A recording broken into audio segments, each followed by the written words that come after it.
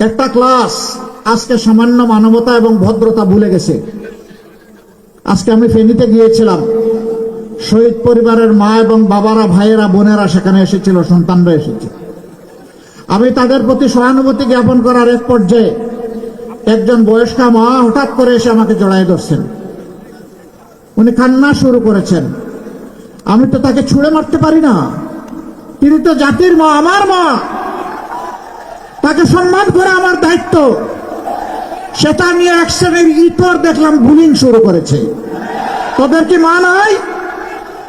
জুলাইকে তোরা স্বীকার করিস না? যদি জুলাইকে ধারণ করিস তাহলে এমন একজন মাকে কেন তোমরা অপমান করছিস?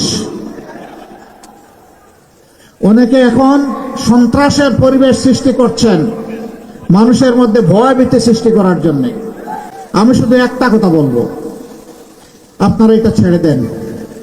আপনারা ছেড়ে যদি না দেন, মনে রাখবেন আমরা আমাদের জীবনের চাইতে মায়েদের ইজ্জতের মর্যাদা অনেক বেশি বুঝি।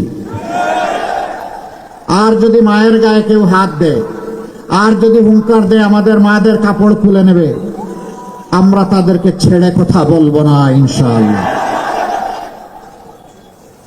ওরকম পরিস্থিতি যেখানেই হবে, আমি যোদ্ধা লড়াকু যুবকদেরকে বলবো, তোমরা যারা বুকের রক্ত দিয়ে, বিশেষ করে এই 35 শহীদের কুমিল্লার যুবকদেরকে বলবো, তোমরা সেদিন যারা জীবনের মায়া ত্যাগ করে জাতির জন্য রাস্তায় নেমেছিল, আসো এরকম বেয়াদবি কেউ করলে মায়ের ইজ্জত রক্ষা করার জন্য আরেকবার তোমাদেরকে লড়তে হবে।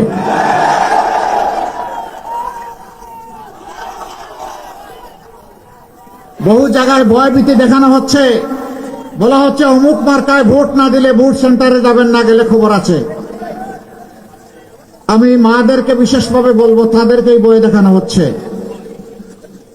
আপনারা ওই মা যারা শরীফ ওসমান হাদিকে জন্ম দিয়েছেন, ওই মা যারা আবরার ফাহাদকে জন্ম দিয়েছেন, ওই মা যারা আবু সাইদকে জন্ম দিয়েছেন, যে আবু সাইদ বলেছিল হয় আমার অধিকার দে, না হয় আমাকে একটা গুলি দে। আপনারা সেই মা। যদি কেউ ভয় দেখাতে আসে, চোখে চোখ রেখে বলবেন এটি আমার অধিকার, এটি আমার দায়িত্ব, ভোট দিতে আমি যাব, তুমি পারলে ঠেকাবা।